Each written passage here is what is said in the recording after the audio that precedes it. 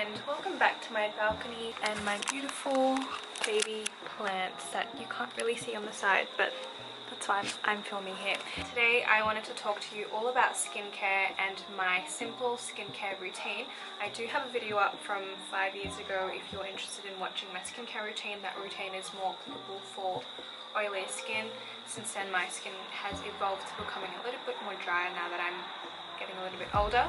Some really good resources that I want to share include the subreddit called Skincare Addiction, simpleskincarescience.com, and the YouTube channel The Loud Muffin. Disclaimer before we start the video that my recommendations or the things that I use have been working for me. It's really important to remember that your mileage may vary. So what works for me might not work for you, and if you're going to be introducing a new product into your routine, if you have very sensitive skin, then I would recommend doing a patch test. When I do try a new product, I like to try one new product at a time and then wait about 2 weeks until I introduce a new product, so that if that product isn't working for me, I know exactly which one it is, and it's easier to monitor your routine that way. Okay, so let's talk about the AM. So in the morning, I have a two-step routine, which is cleanse and moisturize. When I wake up, after I brush my teeth, I have been cleansing my face with the VO Cleansing Cream Wash for dry and sensitive skin. This I picked up at Woolworths. This product has olive oil and it's not fragrance free, but it also has hyaluronic acid. Now, hyaluronic acid is something that I love. I will be talking about it further in my video because it is the main ingredient that is in this Derma hydrating clay mask that I love. I've been using this product, and what I do is I just apply it onto my face, rub it in, and then wash it off with water. Then after I wash my face, I dry it with my face towel, and then I moisturize with Olay Complete Defense Daily UV Moisturizing Lotion with SPF 25. It is so important with your moisturizer or your day moisturizer, apply your makeup, or if you're not applying makeup, that it has SPF in it, especially for where I live in Australia. We live in one of the harshest places in the world where the UVA, UVB rays are actually really damaging to your skin. So if your moisturizer doesn't have SPF in it, please wear a sunscreen on top. Sunscreen is known to prevent aging of your skin. Sun dries out your skin over time as you get older. I've been using this Olay moisturizer for years now. This is just something that my whole entire family uses. My sisters use, my mum uses, and it's been working for us great. If I have any breakouts, I will go ahead and apply acne spot treatment. The one that I have is a Benzac Benzoyl Peroxide with 5%. Benzoyl peroxide is a well-known ingredient for fighting acne. You can get this off the counter. I got this one from Priceline.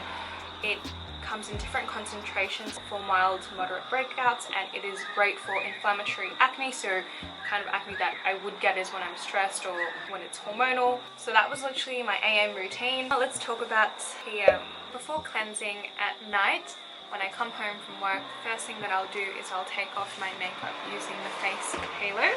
I've been using the face halo for 2 years now, and I have not gone back to using normal facial makeup removing wipes since. It has saved money in the long run because I've been using the same packet of face halo little things that I've had for 2 years, and it comes in 3. What I normally do is I run it under some water and I use it to just rub against my face, taking all of the makeup off, and I find that using water works perfectly fine. If I do have heavy eye makeup or heavy lip makeup, so with this kind of makeup look that I'm wearing now, I would go in with the micellar cleansing water. I have been using the Garnier cleansing water with oil, and I'll just apply that onto the face halo and rub it against my eyes and take my makeup off that way. One thing that I think is of note is that as soon as I use my face halo, I immediately wash it with some soap. What I do is I get some dial soap, basically cleaning it as much as I can until it's pretty much all the makeup is gone. And then I usually just grab a peg, chuck it in here, and then I find somewhere to hang it and just let it air dry in the sun. If you guys are still watching up to here, I really appreciate it, and it would mean the world if you could subscribe to my channel if you haven't already, and also give this video a thumbs up.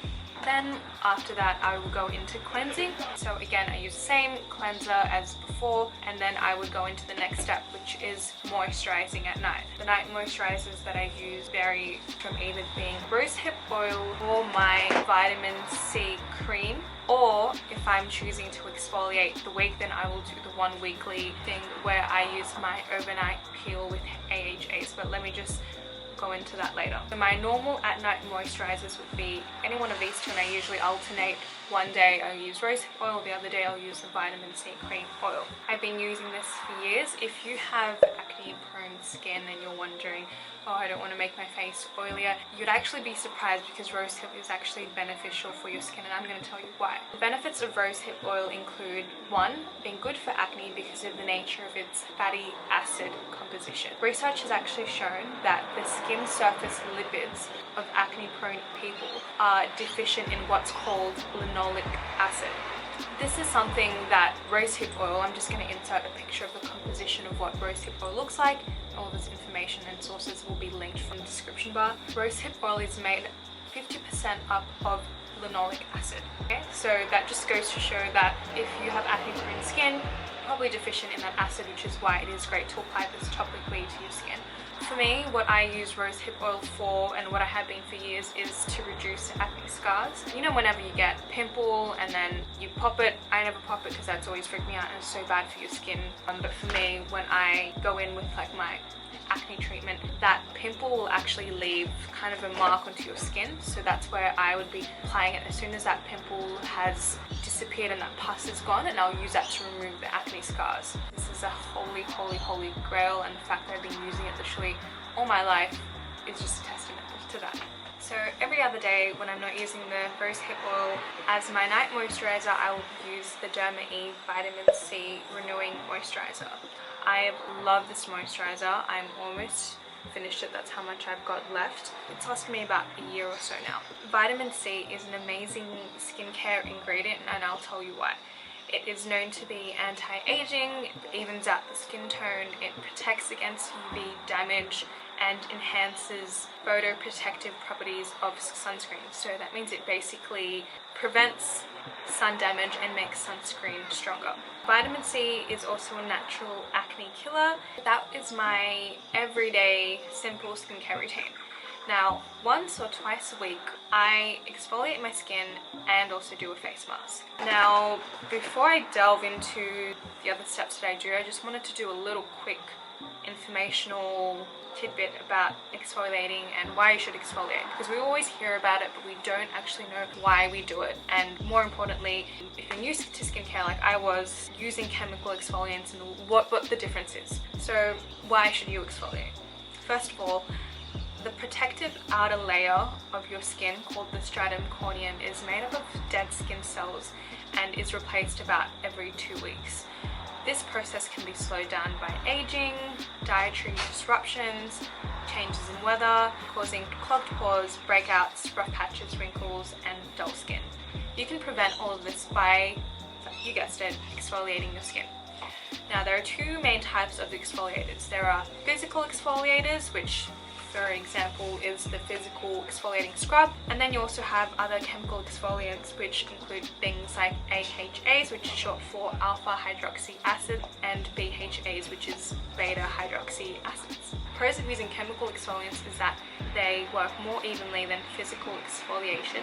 There's less error or user damage, so if you scrub too hard, you might damage your skin. And the ingredients that I use in chemical exfoliants normally have more than one advantage to them. So I do use both chemical and physical exfoliants into my skin, and I will go into depth into my videos. So on other days where I'm not using the rosehip oil or the vitamin C, I will go ahead in with my overnight peel. AHAs is one of the chemical exfoliants that I was talking to you guys about earlier. AHAs are basically a group of natural and synthetic ingredients that, when properly formulated, can exfoliate the uppermost layers of the skin. Doing so reveals fresher, refined skin that appears much smoother, is more hydrated, and over time becomes visibly firmer. This is a description that's taken from Paula's Choice, and they recommend that anyone who wants to have younger looking skin should try adding AHAs into their skincare routine. After I've dried my face and I've cleansed, I just put it onto my skin and leave it overnight, and then I wash it off in the morning when I go in to cleanse my face again. This, out of all of the products that I bought and I've tried, has genuinely made the biggest difference. It's like I've shed a layer of my old skin and it just feels so supple, plump and smooth. And if there's a product that you have to try, I really recommend trying the Derma E. So once or twice a week when I want to do the exfoliate and face mask, instead of using the normal cleanser, I'll go ahead with this exfoliating scrub. It has natural exfoliants using cocoa powder, shea butter and crushed walnut shells. This is 100% free of parabens and, can't pronounce it, but phthalate dyes. So on that day I'll cleanse, and then I'll use my Stridex 2% salicylic acid alcohol-free pad. So I talked about exfoliants earlier before and chemical exfoliants. Salicylic acid is a naturally occurring hormone produced by plants as a defense mechanism against environmental or pathogenic stress. Salicylic acid is oil soluble and antibacterial. It's so good for people with acne because it can penetrate clogged pores more effectively. It exfoliates, it is anti-inflammatory, antibacterial. I have been using this again for almost a year. You can see that I've almost run out, and I find this to be really effective and really affordable. I got this on iHerb and it has 90 pads, so it's lasted me a really long time considering I only use one about once or twice a week. What I do is I apply it to my face. I always start from the bottom and then I bring the pad up. I don't like, when I cleanse my face, I don't like bringing my face down just because I don't want to like make it sag and wrinkle, so I always make sure that I always go upwards. So I take the pad all over my skin. The first few times that you use it, you might find that it has a bit of a stingy feeling.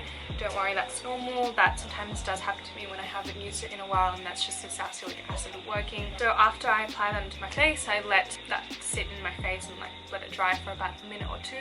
Then I go in with my face mask.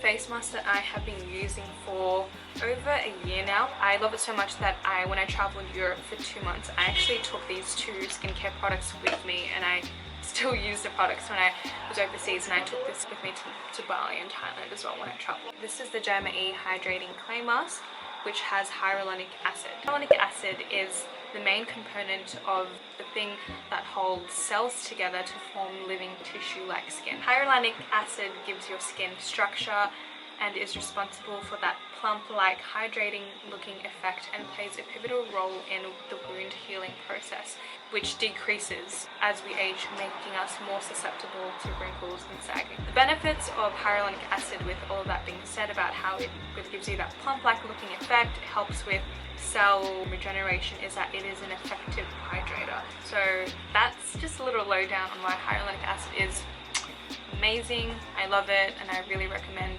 you try this face mask or just incorporate hyaluronic acid into your skincare routine. So that's my skincare routine.